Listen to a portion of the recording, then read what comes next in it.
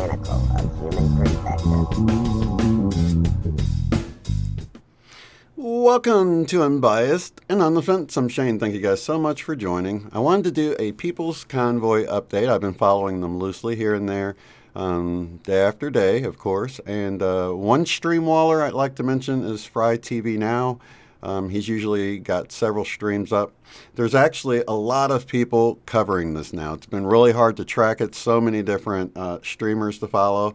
And they've been sort of changing things up a little bit, going different directions, trying to like throw things off a little bit so maybe they can be a little bit more effective. People going into DC, going around the Beltway, or going into DC, going by different locations. So the convoy has been splitting up, but the coverage has been awesome. There's a lot of streamers following it. And of course you can go to supportfreedom.net. These links are all in the description below. But as I was watching the live streams today, Brian Brase, one of the organizers of the Peoples Convoy, had a sit-down where he talked to the streamers today. Well, I'm just doing this for you guys, so whatever questions or anything that you want to cover or ask or whatever, but let me just start by saying right away that I appreciate every one of you and what you're doing, and I don't know all the details of the stuff that happened the last few days, and I apologize for any of that business. I wasn't in charge, and I still don't feel like I'm in charge, but I can't go against anybody's decision that was made while I was gone. It's just not the right thing to do. The people that were leading the show made decisions, and whether I agree with those decisions or not, it's not my place to go back on it. I try not to do things like that. Second guess other people, and I trust that there's reasons behind their decision. So, yeah. With that also said, I did see people complaining about, they were trying to, get some of you shut down because of raising money for yourselves through your platforms or whatever.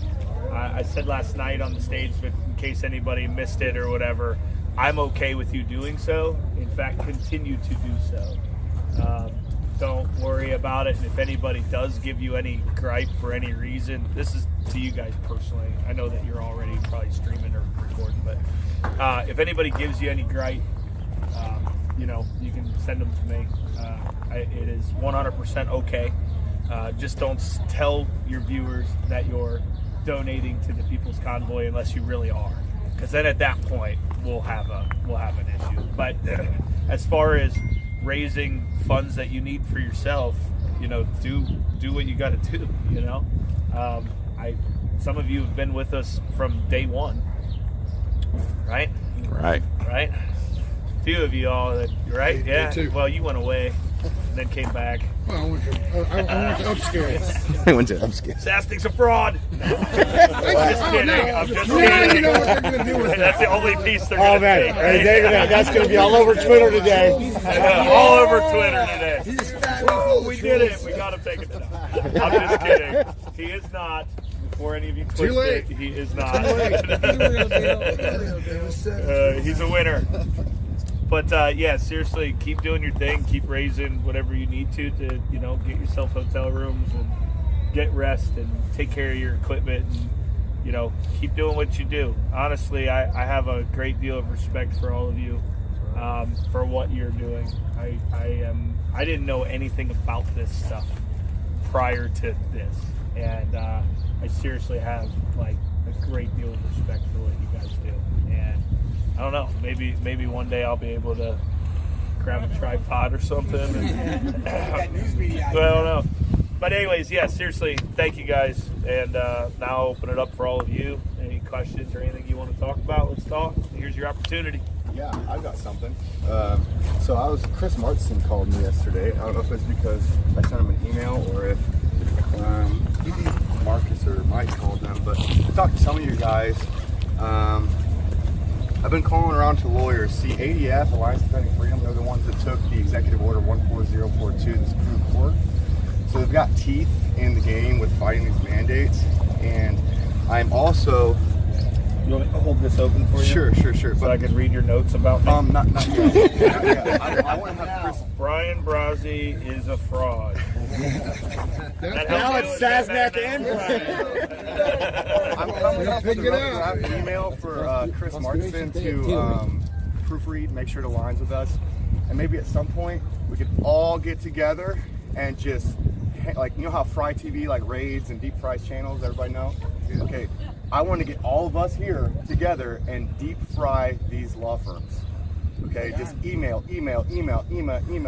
But yeah, so Alliance Defending Freedom and Pacific Justice Institute are the two ones I want to hammer on. There's a couple more I'm looking at, but I'm trying to go through the right chain of command before we actually get that done, so just stay tuned. But that's something I'm working on. Was that laptop worth the money? I heard this touch bar sucks. It's actually kind of cool if you get used to it. Yeah, but I bought the one fan without sucks the in it. touch bar because I was like, I don't need a touch bar. Why am I going to pay the extra money was literally for the touch bar. That was it. My computer's the exact same thing. If you do video editing, it comes in handy. But other Dude, than that, I can't even turn on a camera, let alone do video editing. Okay, so that's all I got. Stay tuned. Let me show you. This is how you do it. I have a Red GoPro. button. Yeah.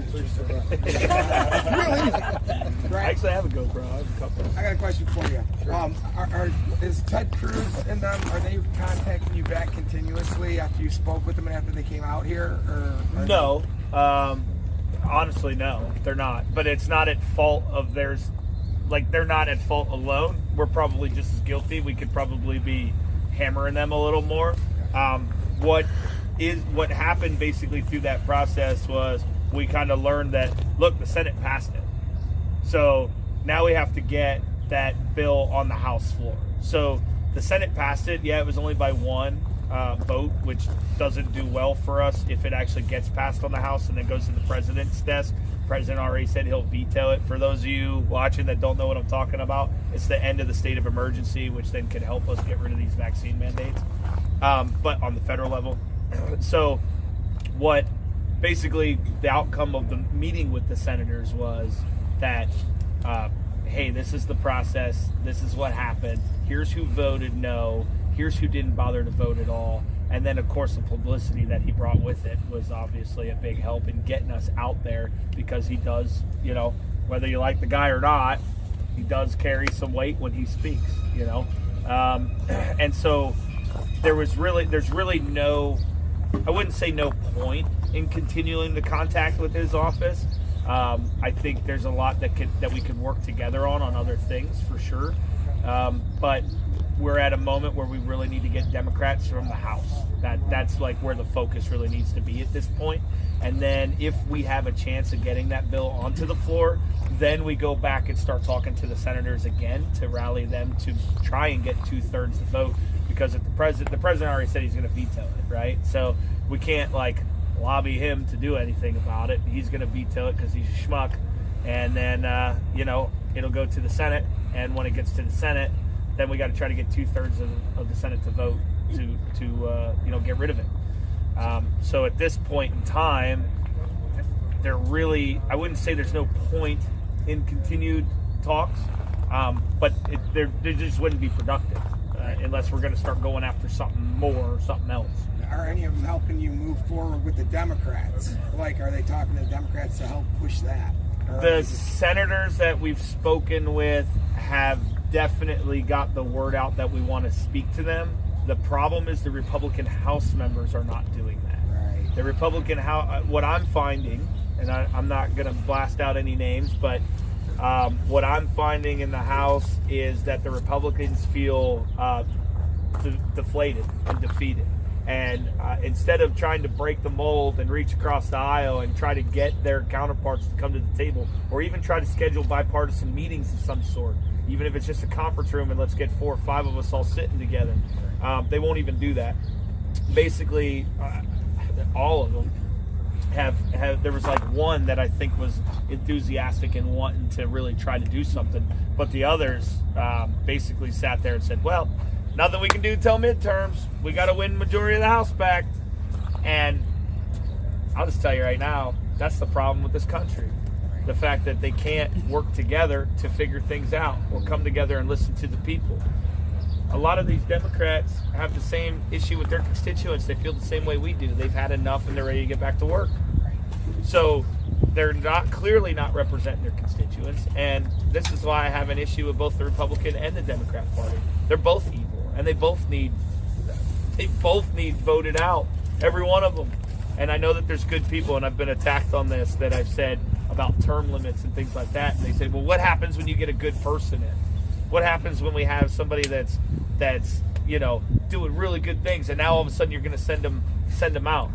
Well, that's the way it should work, because in my outside looking in view of doing this, and FYI, I've done this for about 5 years of meetings on Capitol Hill, and it's always the same thing. The longer they're there, the more they become disconnected from their constituents. And it's every single one of them. It's every single one of them. Yes. And it's my personal belief that, and I think it's what was intended. I could be wrong, but it's my personal belief for sure is that it's a civic duty to go serve your country in that manner, to go and represent your constituents, but it was never meant to be a career, at least not in one level. It was meant to go serve and then go back and work your farms, or go back and work your factory, go home and work your 9 to 5 or whatever you want to call it, your 12 to 12, whatever job. Go back to we'll call it civilian life, and get out of public service and go back to your civilian life, and your career is at home, not in Washington D.C. as a politician. Now, I don't have a problem with any of them coming up through the ranks, maybe state legislation or community, and working their way up through, and then maybe one day running for president. I don't have a problem if somebody makes a career out of that, experiencing all the different levels of government, especially if there's somebody that's good.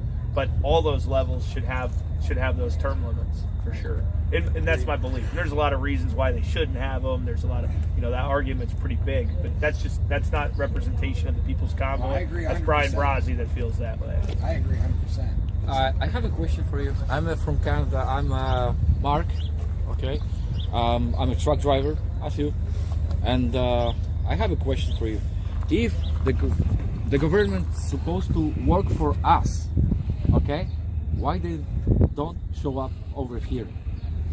So there's a couple of reasons for that. One, we actively work at getting them down here. That's usually our first. That's how we set up our meetings first. Is we try to get them to come down here. A lot of it is because of how far away from DC we are. They got votes, they got other things going on, but then there's also security concerns from different offices. Some of them take the security more serious than others, and they have different levels. Ted Cruz came out, and that's a win. He came out here. Do we want more coming out here? Absolutely. Get Jim Jordan out here. Jim Jordan actually talked about coming out here as well. Well, it's something that there's other things at play when it comes to getting them down here. Do we want them down here? Absolutely. Do we try to get them down here? Absolutely. But we're also not going to turn away a meeting with a Democrat because he won't come down here. We need House Democrats. They supposed to be here. They supposed to come over here. You're not supposed to go around circles and circles, It's getting to the straight point, transparency, right? Yeah, that's absolutely. all that this is all about. So, true is true. You're supposed to wait here for them to come, not coming, around the circle. If we don't put pressure on the Beltway, they'll never know we're here. We have to. Well, you guys, I'm from Canada actually, but you guys, you're supposed to wait for them to come over here. It's the pressure. I mean, it costs money. First of all, it costs the money for the truckers and everybody here, everybody who is here. It costs the money, costs the time, and it doesn't get results. I know what you mean. I know what you mean by that. That you're supposed to bring the people, actually more people here, right? That's the one thing. The other thing is, this is the waste of money and time right now for the people around here, because we can move on. When something is happening, talking is talking, right? but the time is the time is about to change. You know, the I don't know how to say. It's about to change the entire situation right now. You know, because it costs money and it costs time, or the people who are over here, they work for us. Yeah. So bring him. You're not wrong in what you're saying. You're not wrong in what you're saying. But you have to. They will never come here without us putting pressure on them. Unfortunately, that's the situation that we're in. You are absolutely right. They should come to us. 100%, I agree with you. 100%, I agree that going around the Beltway is wasting time and money. What happened? I don't agree. Actually, let me rephrase. I don't agree it's wasting money, because are we burning through money doing it? Absolutely. But I don't think it's a waste, because we have to do that in order to let the world know that we're here. We have to continue to put DC Metropolitan on high alert, blocking exits. We have to continue doing those things in order to get the attention, to let DC know we're still here and we ain't going nowhere. We don't have a choice. This is what we have to do. Now, I understand that's frustrating. It's extremely frustrating. But welcome to America, man. That's what we're going through. That's what it is. And I'll say this. I love Canada. I love everything they did. But their politicians didn't step foot out of the Capitol building, and they were sitting on their front door. At least we got some meetings going on. And I'll tell you that right now, that's a win. And we're doing good things. And we're getting those things because we're out on the Beltway doing what we're doing. That's why we're getting the meetings that we're getting. That's the facts. Yeah. You're right. You're right. But what happened in Canada, actually in Ottawa, I went there. What happened right now with these people? You know, they block. Well, the government said that they blocking. You know, the capital, right? Yeah. Over there. And that's the ammunition. But right? We're not this is the people have lost like trucks. They have lost their homes. Jobs. People are right here too, losing their trucks, exactly. losing their homes, losing their more time. Brian, just understand. More time. It's gonna take. It's gonna. You guys are gonna lose the time. You know, you have to invent something. That's why right now we're trying to rally at the state levels and then get everybody at the state capitals across the country at the same time that we're doing what we're doing. It's very important that we put the pressure onto the state levels. The fight right now, honestly, is at the state level, but we have to stay here and keep putting pressure here at the same time. So what we're doing, that is the change. That is the next step. Don't they say the wheels of justice move slowly? Slowly. We have to show our That's the time. That's the time. You want to say something? I was just going to say that he talked about us not getting results. I would just disagree. In Shake Shack, when I got attacked by an Antifa, all the employees knew what the convoy was about. When I said that they're fighting for you guys, he said, yeah, they're fighting for us. They all know what's going on. People in DC know what's going on. It may not look like it, but they do know what's going on. So we are getting results because they show up in the DC. And the reason why DC Metro keeps shutting down the exits, the exact words were, we're afraid of Ottawa. Oh yeah. That's their exact words. We're afraid of Ottawa. We can't just occupy DC like Ottawa did. Yeah, it's a little different here. We're doing it a little slower. And if we do it diplomatically first. And if we do start parking it, that's that ammunition that the media can have. Oh, they're impeding. It might have to get to that point eventually, but right now, again, diplomatic first. Yeah. Right. So you mentioned that congressmen do not want to talk until the midterm. Are there any plans to get them to talk before the midterm, since the midterm's still so far out away? Pressure at the state level.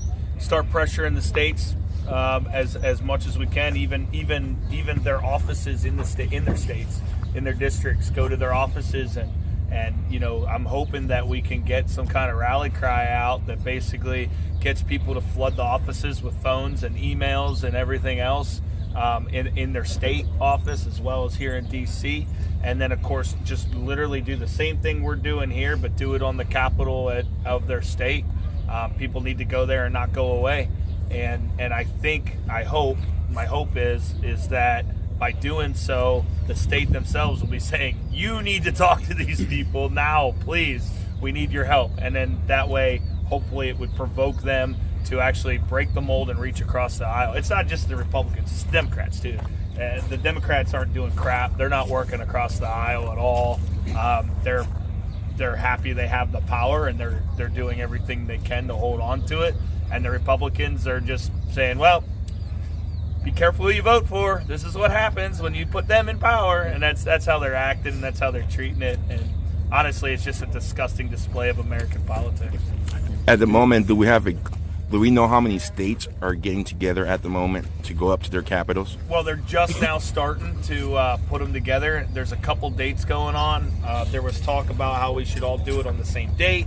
Then there was talks about everybody's doing their own thing. Personally, as long as they're going there to occupy it in a way that they don't go away until they get what they're heard, it doesn't matter what date, because eventually, hopefully not, but eventually, more than likely, we'll all be doing it at the same exact time anyways. Yeah. As far as what states or dates, they're all that information is just now starting to come in. So I know Ohio has 2 different dates planned with people. The first one is more of just a one-day rally. The other one is like a Hagerstown style. What we're doing. I'm from Ohio. And then I heard it yesterday before I left Ohio with the people I met in Ohio before convoying out here. Awesome. Hey, where are you at from Ohio? Northwest Ohio. I'm from Bryan. Okay, I don't know where that's at. Bryan, Ohio. Just an hour west of Toledo. Okay, you're further west than me. Anyways, but what's the date on the rally there? I believe the first one's like April 1st or something, and then the second one I don't remember offhand. But yeah. So the states, I know that there's if you guys remember that Kip guy from the other convoy that came into us. He's currently rallying across the South with different states, getting state leaders put in place. And I think the Northwest he's getting involved in too, getting some people together. There's a guy named Chuck Biddles, call him Chucky. He's in California. I know he's trying to get California, geared up. He needs some help in California though. So anybody out in California, get a hold of Chuck Biddles, Biddles, Chuck Biddles. He's trying to get California together, and he's having a heck of a time right now, which I guess isn't much of a surprise with California, but he's trying actively to get that going. So it's what I would like to do, what I saw in my head at least, was to put together like a packet, a how-to packet, or in the military we call it SOPs, standard operating procedures. I'd like to put something like that together that basically says, here's the date, here's how, here's the permit filing process, here's contacts for your local law enforcement, because we want to make sure it's peaceful. We want to make sure we're law-abiding and peaceful about it, but we do need to make a stand. The same thing here diplomatically needs to be done diplomatically there. They'll use January 6th in Ottawa against us every step of the way, no matter where we're at in the country. So they'll keep using that against us over and over and over again. 2 things really quick. With what you're saying there, is there a way we could get a contact or something? Because I get a lot of emails that people are organizing and they want to get that message out to everybody, so it could be announced either in the evening or the morning, what dates and towns, so that way they are organizing and gives them a little help. If we could do something like that, I think that would be really good for the people in the States. So, not even a contact point, just here, read this off for all the live streamers. We don't need to be involved in their organizing, but just something like that. Yeah, I have to think on that one. I think that would be okay. I got to kind of look, I got to be careful on, I don't want to tell people, and don't take this the wrong way, and I'm not saying this is going to happen or is happening, so please, people in the world, don't take it this way. But even with the planning of the American convoys, there was scammers out there. There were people that were taking advantage of others and stealing money. There was money stolen from one of the convoys. They're talking $13,000 went missing from something.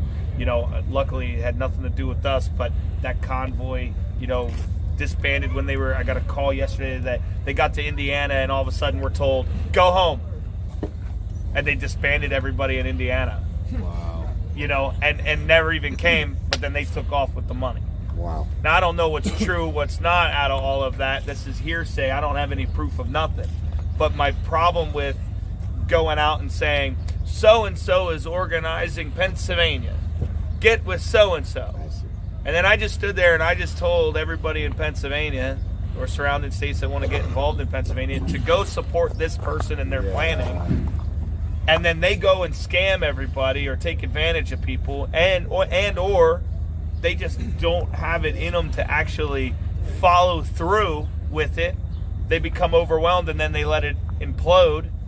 Then we lose Pennsylvania from doing it because we didn't give the chance to someone else who's also trying to do Harrisburg. And then they got because it happened to us, man. We had people in different states trying to organize states, and they were good people, but someone else came in and said, oh no, I'm the one doing this. I'm doing this. I'm doing it. And they blasted that person and made that person feel like they were a fraud, like told people that that person was a fraud, and they weren't. And then we lost, 100 trucks that person had with them, or 100 cars or campers, because of doing that, because of saying this is the person organizing. That's why I stood on stage and I said, listen, there's going to be multiple people in your state wanting to plan and put something together. That's okay. Follow the person that you believe the most in. Do your research like you should be on your politicians. Make sure this person's legit. Hold them accountable for the things that they say and do. But then also, as organizers of any states, work with the other organizers of the states and come to a consensus. If neither of you want to do the dates that, if you two are arguing on dates, then pick a date in between. Find a neutral date in between. You're just going to have to work together. And I don't want to, I get what you're saying, and I get trying to get the word out, but I wouldn't feel right standing there and saying, so-and-so. I did it for California for Chuck Biddles because I go back 5 years with Chucky. You know what I mean? I go back 5-6 years with Chucky. I know his heart. I know that man's heart. That's why I said it. That doesn't make him the guy in California by any means, but it makes one of the guys that I trust in California. The thing is you can't, how crappy I would feel if I found out that somebody that I said was, this is a legit person, follow this person's organizing this state, and then they either A, ran off with a ton of money because they did a bunch of fundraising for whatever reason, or B, they didn't have good intentions from the very beginning, and the whole idea was because they were against us. Haha, watch what I do to these people. Yeah. Or 3, they are somebody that maybe is a bit extreme on one side of the aisle or the other, and they lead people into a slaughter because they go nuts and do something crazy. You know what I mean? Custer's last name. Right. I can't, I can't do that. I want to be able to say, here's this person, here's this person, here's this person. But I don't want that on my conscience if that person's bad. And I'm not saying, And you kind of lead off of that. Has the convoy, is it like possibly on the table at some point where we see like these governors that are starting to fire cops again and nurses, that the convoy picks up and leaves and say, hey, we're going to Chicago. The mayor over Chicago just let go of 140 officers. We want those officers back. Is that something that the convoy would look into in the future? I think all options are on the table. I mean, to say no is wrong, in my opinion. I think all options are on the table. I mean, we're here to end the mandates and start and try and demand some accountability. But it doesn't mean that if they're doing, if Mayo Clinic in Rochester lets go of like 1,000 nurses because they won't get vaccinated, it doesn't mean we wouldn't go up there and make a stand. I would encourage the state to do so first. But if they're not, maybe another convoy across the country to some of these harder hit places might be the way to go. All options are on the table. Brian, I would like to go ahead. I would like to thank you for your speech. Everybody here is very, very concerned about what's going on. Few words from you for the people around the world, not only U.S. but Canada, New Zealand, Australia, you name it. Yeah.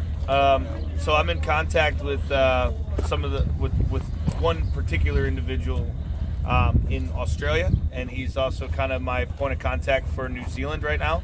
And then he also shared with me about Amsterdam standing up. To people around the world that have had enough of this, stand up. Now's the time to stand up. The whole world's watching, and everybody has had enough, and you're not alone out there. So if you are in any country and you've had enough of this, stand up now. Stand up, get a hold of us. We'll help get the word out that you're doing it, and send the videos, send the links, send whatever you can, and we'll try to get coverage for that too, and help in any way that we can. To Canada, thank you so much for everything you guys did. You spearheaded this whole thing. You got us to wake up, and we love you and have nothing but respect for you. Australia, New Zealand, you got a hard fight ahead of you. They're doing some really messed up things there. I've heard a lot of the stories already.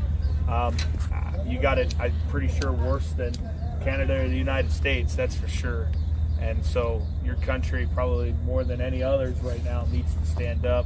Don't let them intimidate you. That's what they're trying to do to you right now. Don't let them intimidate you. Stand strong. I doubt they'll let me fly to your country, but I would come and help if I could. So God bless everybody around the world that's ready to stand up and do what you got to do, and we got you. We got your back. Has the convoy applied for any permits to protest in DC, like lawfully? So I did apply for one, I guess about 2 weeks ago now, and that became media that it was denied. It's not true. What actually happened with the permit process, I turned in the permits, which I do every year for another event, but so I know the routine. I turned in the permit, and it wanted numbers. So I just gave I think I said like 100 participants to 100,000. Like I just wrote this massive thing, right? And it scared the crap out of them, because they were like thinking 100,000 vehicles, like they were like freaking out. And so we ended up on a conference call with a couple different agencies to discuss the permit, and then through that process, it was determined that we would bring in a select amount of the People's Convoy in, and we were going to park them on the National Mall, and it was more or less a photo op, if we're going to be real about it. But we were going to be able to stay there. I think I asked for 2 weeks on the National Mall, and through our phone conference, they gave us a partial denial. What that was because I had to put everything that we agreed upon over the phone, I had to put in writing. So the permit was approved. I just had to put in writing the new things that we had talked about, and then it would get the official approval. So we weren't denied permits. It was a partial until I put things in writing. That night, I sat there and I thought it over, and I did not like that I was going to have to pick and choose who was going to be able to go down there and park on the National Mall. I didn't like it. I didn't agree with it. I said it from the very beginning of this whole thing. Always speak the truth and from the heart, and it felt wrong of me to pick who gets to go and who doesn't. So then I rescinded the application. Now, something that the media does on a regular basis, it's public information, they pull permit requests just to see if there's a story there. So I believe it was the Washington Post pulled I'm not sure if it was Washington Post, I think it was. They pulled that information and saw that the People's Convoy had applied, and there was a partial denial. Well, they ran with that. but that's the truth of the permits. Since then, I have not filed for permit. Doesn't mean we won't, but there is a lot of concern about Ottawa, and then of course I have concern about January 6th type of action. And so DC's worried about Ottawa, and I'm worried about January 6th. So right now, we're going to take it, honestly, it's day by day. It's day by day. I wake up tomorrow and be like, let's go down to DC and let's get these permits. Has the convoy been in contact with any civil rights lawyers about DC DC police There- blocking the roads? There are conversations taking place that I'm not going to go into details on at this time, but there are conversations taking place. So it's real obvious that when we first came in here a couple of weeks ago, there was a certain amount of vehicles and people, and the next week was a little bit less, and then this week is a little bit less, because people have, especially the drivers, have to go back to work and make a little money, and they return. Some of them, you know. I talked to a guy 2 days ago, and he was like, there's guys out in the truck stop who are just itching to come up here. They don't understand the Emergency Powers Act. They think it's about masks, and they're like, we don't have to wear masks anymore, so what's the point? He says, if you added something simple like fuel prices to the discussions here, you know, you would have a swarm of more trucks coming in and helping out. Would that be a good idea, or you don't want to dilute your message with fuel prices? Or, I mean, it's an option. And what happens, I'll ask you this, what happens when the fuel prices go down in a week or two? Yeah, a week or two. You gotta be here for right. I mean, seriously, what happens when fuel prices? Because we can't sustain at this fuel rate, so it's inevitable that it's going to go down because we can't sustain. The administration's hands are tied. They're gonna have to open up pipeline. They're gonna have to. They're not gonna have a choice. If they try to run it like this, look, we're all done anyways. If they try to keep this fuel price like this, we're all done anyways because trucks are going to shut down all across the country. With or without this movement, trucks are going to shut down. Even the ATA, which I really want to give them the one finger salute to the ATA, but I won't. But even the ATA is already petitioning the administration saying, like, hey, hello, we need some help here. You think other groups have talked about the fuel and put more pressure on them, and you don't have to do that then? Or the convoy? I think that naturally is having its own pressure on it. I'm not, I guess, opposed to bringing that into the discussion, but that's not why we left Adelanto, California, and come here. Fair enough. And it's, I think it's important.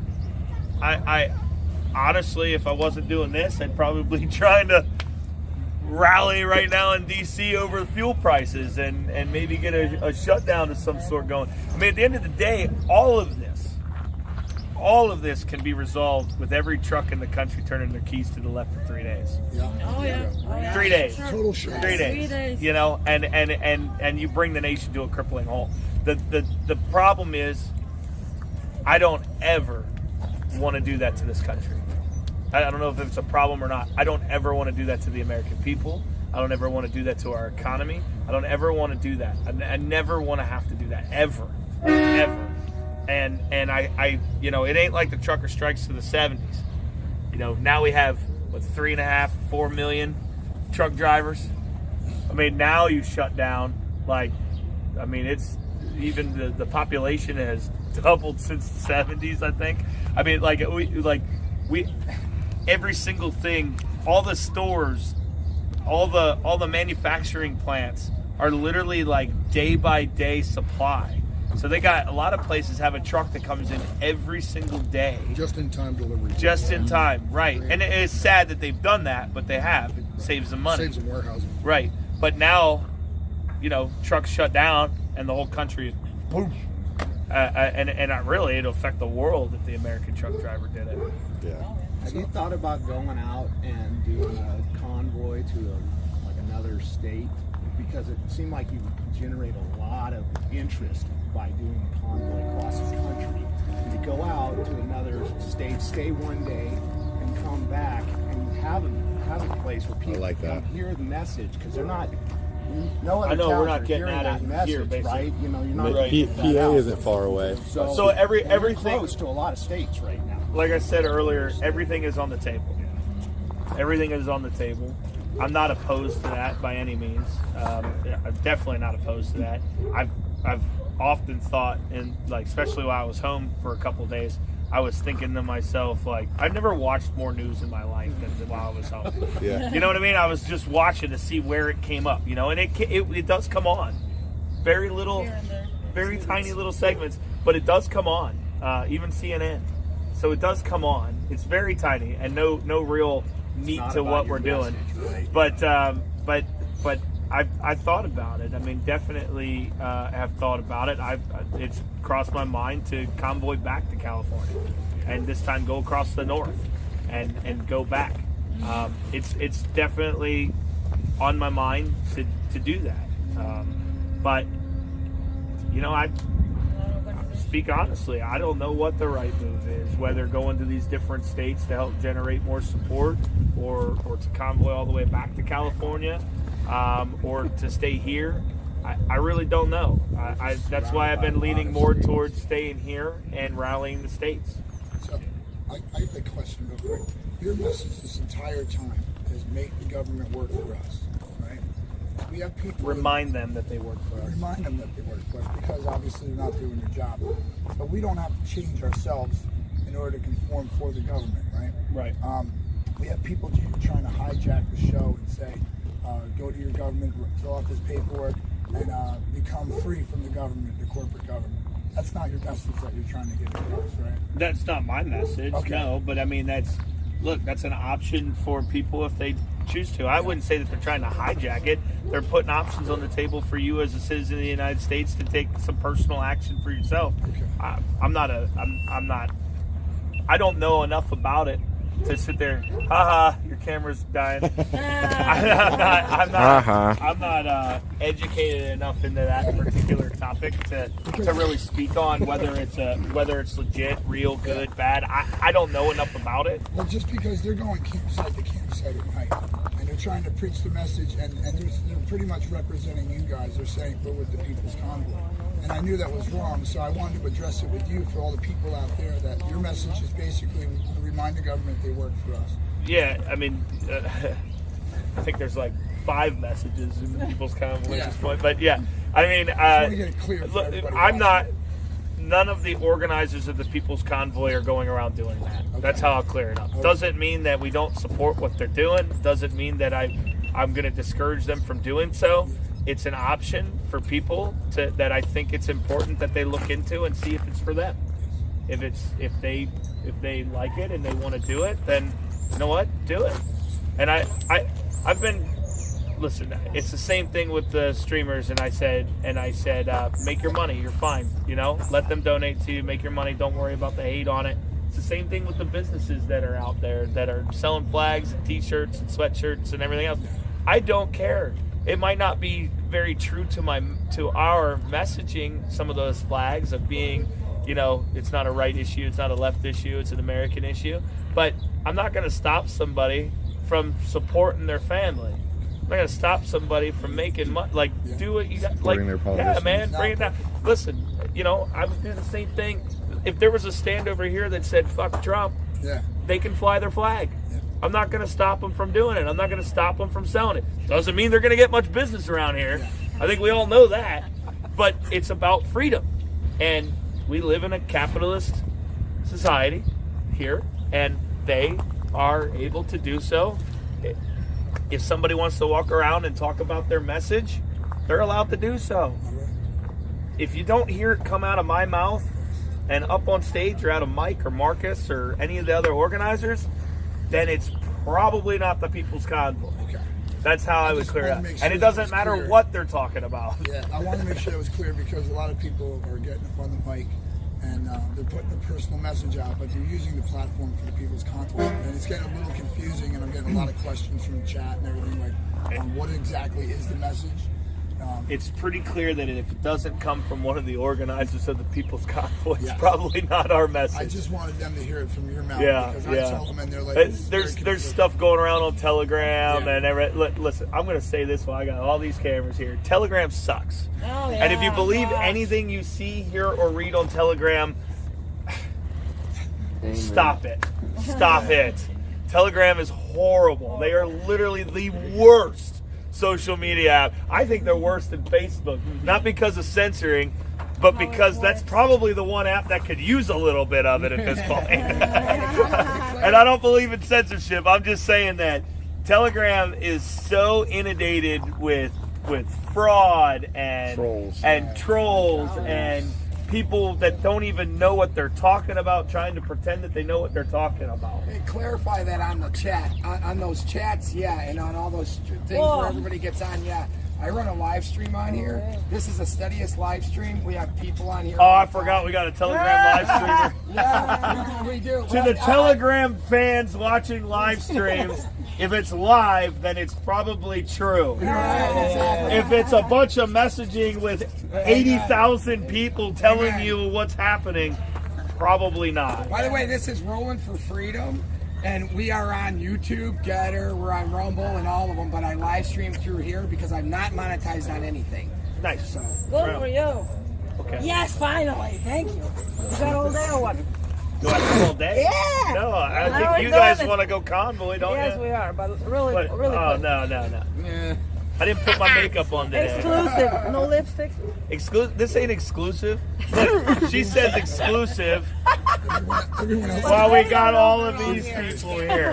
It ain't no exclusive. I like your hat though. It's red like mine. So, to the question.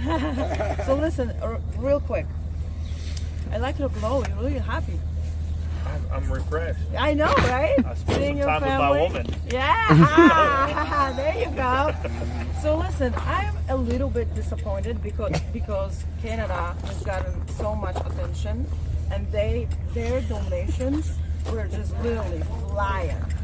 And then when you go to the Peoples Convoy.org, this is where we can donate. We're only and like it's- 1.7. Exactly. But it's not, you know why? Well, I don't know if this is why, but I don't ever get on and ask for donations. I don't ever say go to the peoplesconvoy.org to donate today. I don't do it because I don't believe in it. I don't, let me clarify. Yeah. Not that I believe that if you want to help this convoy, bring fuel here. Pay for fuel at the pumps when we go there.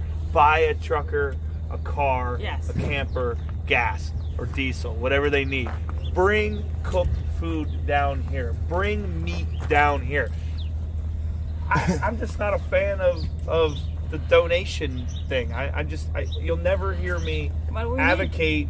I know everybody's been up my butt saying that I need to tell people to go to the peoplesconvoy.org and donate today. Yeah. Everybody's been Listen, saying it. Canada I had just so don't. much media Look, going on. I stay so far away from the money, and there's a reason behind that. But I stay so far away from that money that even when people try to bring me an envelope and say, this is for you or this is for the convoy, I instantly go, hold on to that. Yeah. I don't touch it. And then the reason behind that is very simple. Every great movement, including even BLM right now, look into it. Every great movement, what has always taken it down? Money.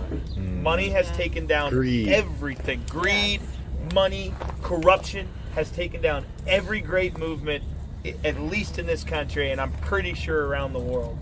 So yeah, I stay as far away from it. I don't But there is a promote it. website. I don't. There is. And if others choose to get people to do it, then so be it. Yeah. You know, I know Grateful that for money is that. important. I get it. I understand that we need it. We definitely need it. There ain't no doubt about it. One more thing. Can you disclose how much does it cost to fuel to go on the Beltway? Good question. I really Approximately. don't. Honestly, I don't have the. I always speak the truth. I don't have a clue right now today. I don't know what it is. I know that across the country, we had $75,000 fuel bills every time we fueled up. Okay, I'll tell you that. It was $75,000. $75,000 every time we fueled up coming across the country. I mean, price is up, but our numbers are down too. So Right. I really don't know. It's not the question for me. You'd have to go ask Marcus. Okay. All right. Awesome. Can I have a Today hat? at 4 o'clock, we're fueling. So go to the pump. Thank you for speaking with me. Yeah, thank you. Yeah, so. You want to do the same thing? Come here and hug me. Your lipstick isn't as bright. I'll give you a flannel bro. All right, so my question would be, I guess it would be steer a little bit away from politics, but it'd be just in regard to this nation, the statement of this nation being one nation under God, in God we trust. What would you say the impact this has had? Maybe just possibly a small personal testimony. I've heard a little bit about an impact you've had of turning towards the Lord, or how much of put a God being in this movement. What would your personal testimony or statement be of this being God's inclusion in this movement, our reliance on Him, and how much the Lord is playing His hand and bringing all these people together from so many different places, using this technology, which we know has been so often attempted to use against us, how it's being used so wonderfully right now with all these streamers and everyone all over the world. We've got people in the chats from countries all over the planet every day, all day, every day. And just this move that is coming across this country. And any words you would have on that, any personal testimony, how your heart has been stirred or moved by this movement, turning towards the Lord, and just anything that would be on your heart in regards to that. Well, I've had a very complicated relationship with God my entire life, from a child to even up until this movement. I struggled because of things that happened in my life, that happened to family and friends, and it was hard for me to. It was just hard for me to believe at times that He would allow whatever your God may be, a higher power, would allow some of these things to happen to people. Lost a friend early on to leukemia when I was a kid. Have another friend that survived leukemia as a kid. Same technology, same everything at that time. It was very, very close to each other. I had family members. I had a grandfather that passed away when I needed him the most. My dad wasn't around. My mom was raising 2 boys by herself. My grandfather was, that male role model that I think young boys, young men need in their life. I lost him early on. I struggled as a young adult. I struggled to find where I fit in and where my place was, as far as financially, job, everything.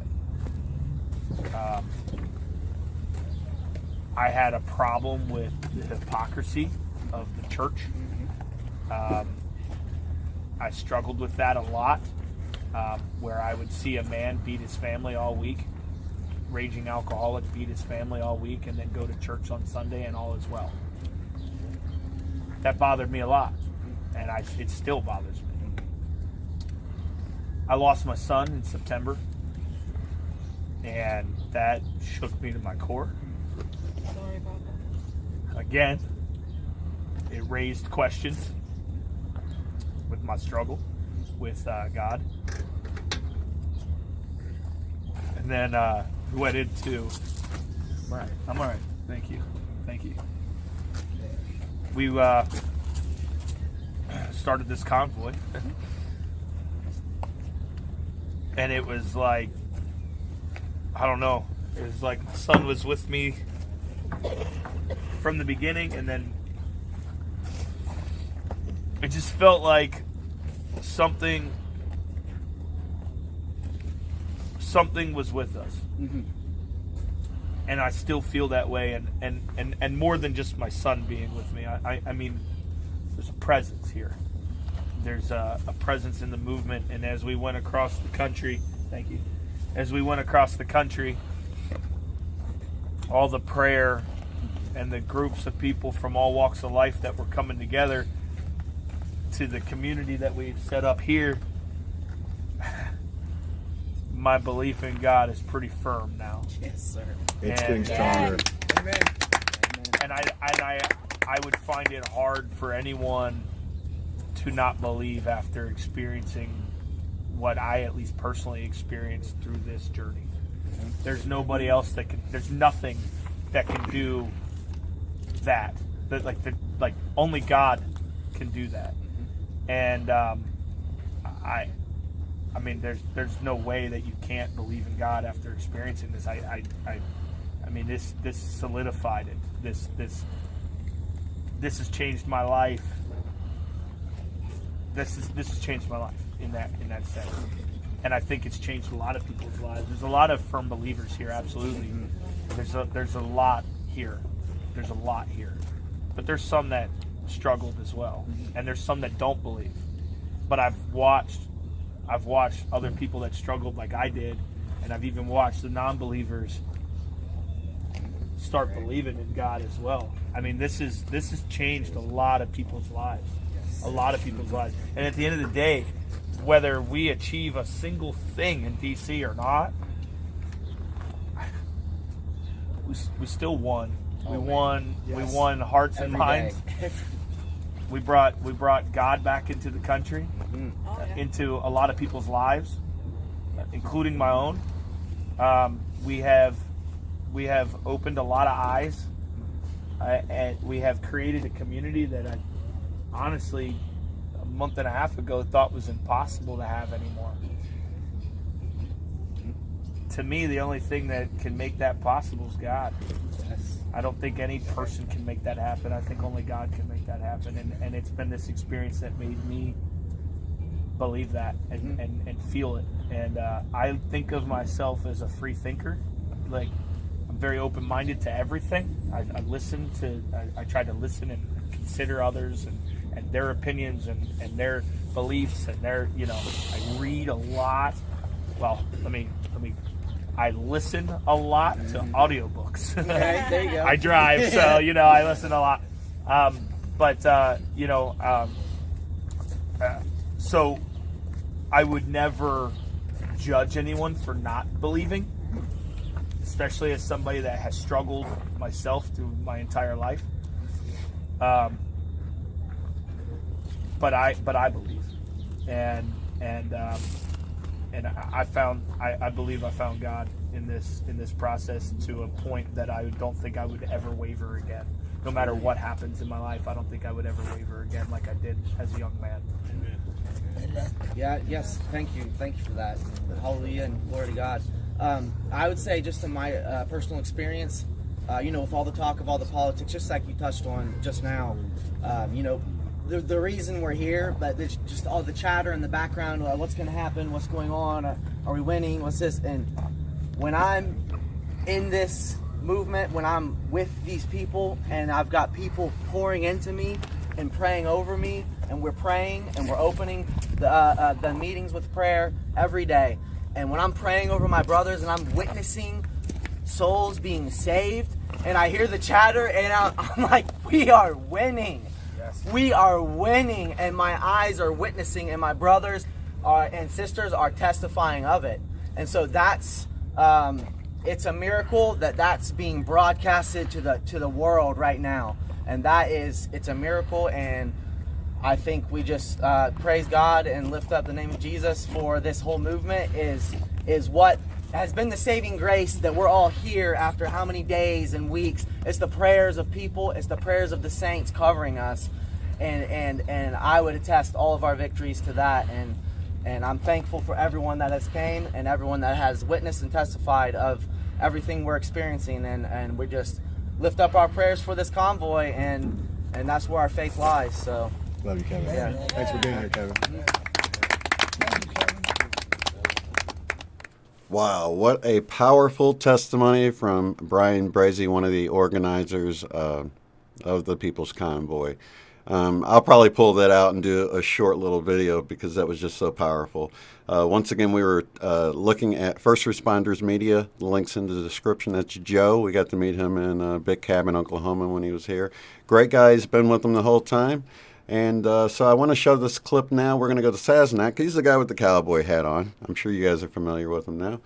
Hey, I'm here because I had almost lost my faith in freedom and in America and in other Americans. I came out with the People's Convoy. I met people like Sasnak, you know what I mean? People like Kim, people like Santa right here, people like Donnie, people like Vern.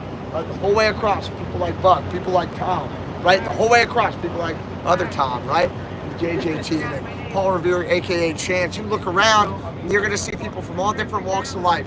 These people have restored my faith in America. If you're sitting at home and you're drinking or doing drugs on your couch and you're trying to distract yourself from how much the world sucks, get out here. We need you. Come on. We need you. All right, we're going to feed you. We'll pay your fuel. You're going to have family.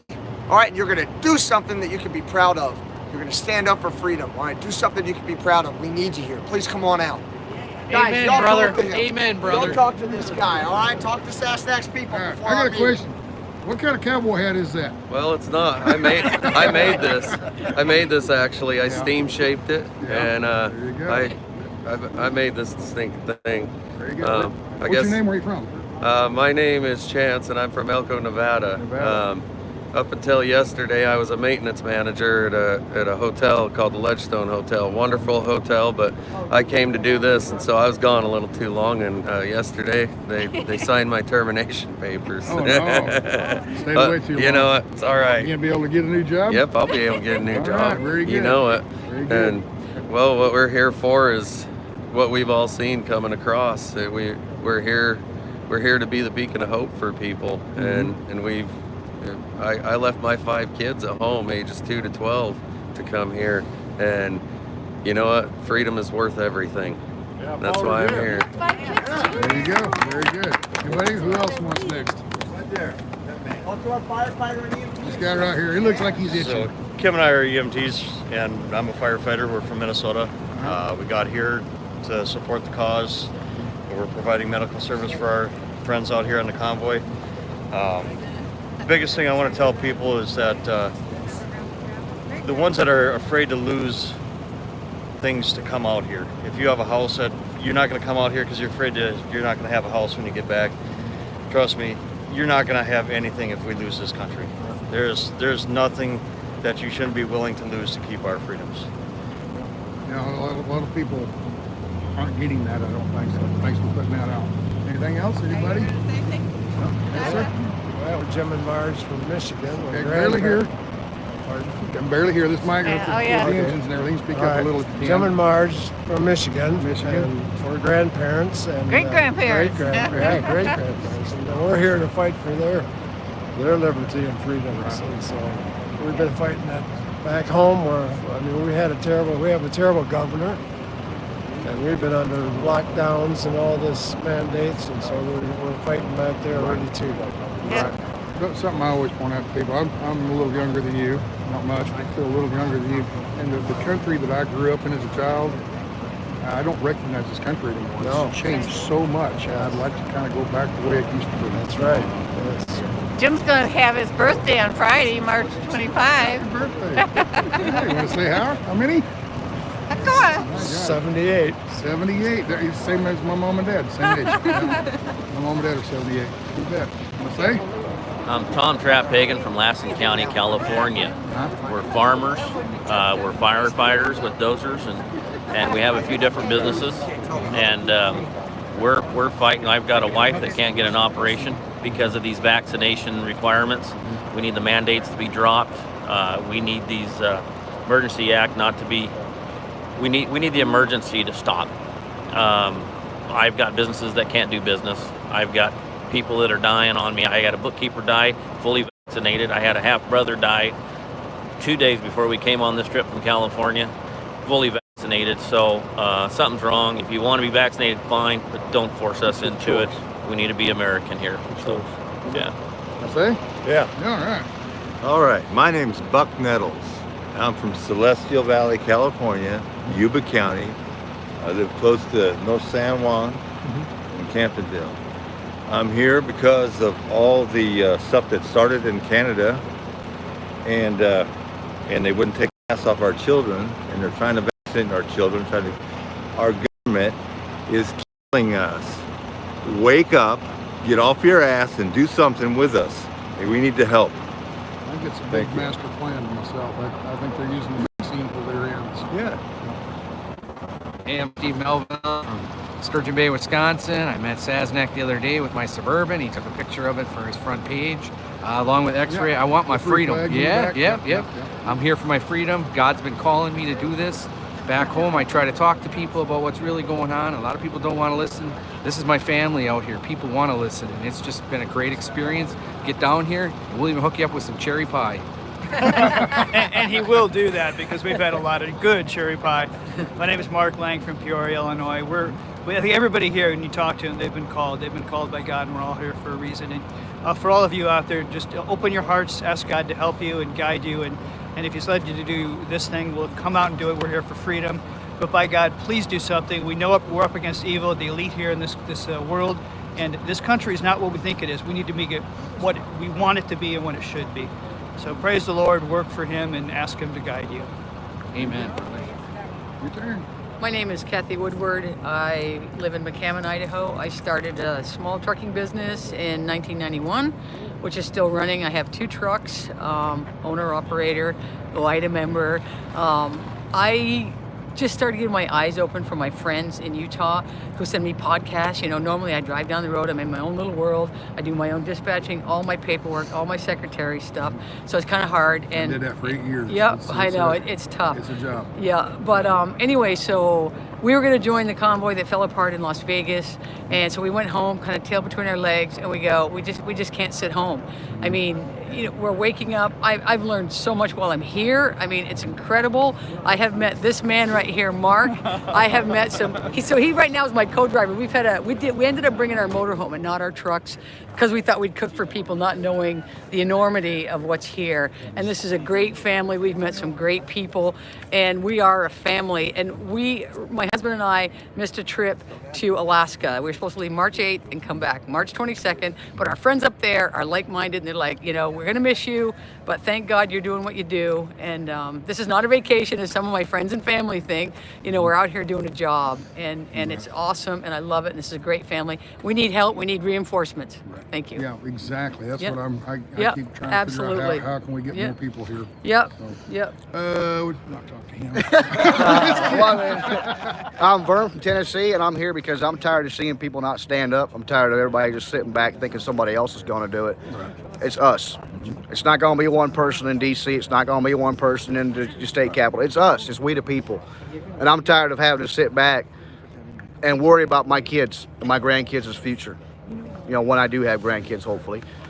That's why I'm here. Because I don't want them in the future to read the history books of where we went into communism and go, well, why didn't Dad or why didn't Grandpa stand up? Now we have to work 10 times as hard because, you know, once you're there, it's pretty much impossible to do it. We can do it now without bloodshed, but once let alone go along so far, it's an uphill battle trying to get. it's a back. very But yes, it's an extreme uphill battle. And when 20 years people ago. say that we're doing nothing, I'm getting all the time on my live stream. I'm getting people's attention. They're like, why are you here? You doing nothing? Well, you showed up. You saw it happen. So we're here and we're gonna make some noise. Very good. Very good. Ready? Hi, my name's Donnie Thomas. I'm a heavy equipment operator from California. Started on the convoy at Kingman, Arizona. Came from Santa Cruz, California. I didn't make the send-off, but I intercepted it in Kingman and been with them ever since. I'm here to exercise my First Amendment rights and show the people that freedom is a choice. And we can choose freedom or we can choose to bow down to the powers that be.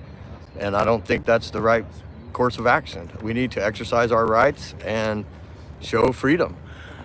The scroll here. We need to get our government to recognize. You need to get up on stage, my man. My name is David Rydell. I come from the great state of Ohio. I joined them in Ohio, and had I known then what I know now, I'd have got a power-only load out to California, and I'd have came the whole way. It's the most amazing experience of my life. I'm here, I told them yesterday, my son, 33 years old, put himself through tech school to become an airplane, I guess mechanic. They got a phrase for it. Airplane tech. Yeah, and landed his dream job at GE building aircraft engines. And he calls me back a few months ago and he said, they're going to mandate me get the vaccine. He's already had the Delta variant. He's already been sick. He's already been sick. So he's Our already whole got all family the got sick. stuff Exactly. he He's needs got all the anyway. immune system that he needs. And he tried for a religious exemption. They didn't deny it, but they tried to make him sign something saying that he would never take these certain medicines as well because of the testing that was done with them. And he said, Dad, I can't, with a clear conscience, I can't sign that because I will take those again because those are medicines that we need, you know. And so he calls me like 3 days after that, and he's a big tough kid, you know. He's 33 years old, bigger than I am, and he was literally squalling. He just broke down squalling. He said, I just violated every principle that you taught me, and no American should ever have to make that kind of decision. Enough is enough. We're the government. They're the representatives. They govern at our consent. And I've been telling everybody, your representatives, some of us have good representatives, a lot of us don't, obviously. And even the ones we think are good, when they get there, turn out not to be so good. They're not representing you. But you literally fueled this movement. And we are now your representatives to DC. And I promise you, we're going to represent you. And they're going to hear us one way or another. They're going to hear our horns. They're going to hear our voices. They're going to see our trucks. We're here to represent you. And we appreciate everything you've done. And can I tell you, we need more of you. You know, people's having to leave, go back to work. I get that. We need some fresh recruits to come in. It's just like any other battle.